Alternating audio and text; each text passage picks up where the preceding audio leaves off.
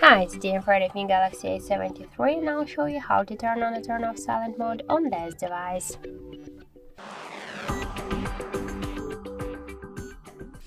So first let's open the settings application and then tap to the sounds and vibration. If you want to activate silent mode, you should switch the sound to the silent one.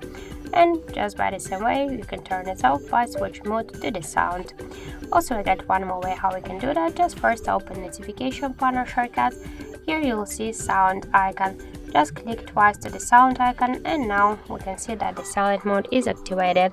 Just to turn it off or to turn off the silent mode, you should click on this icon once again and now it's switched to the sound one.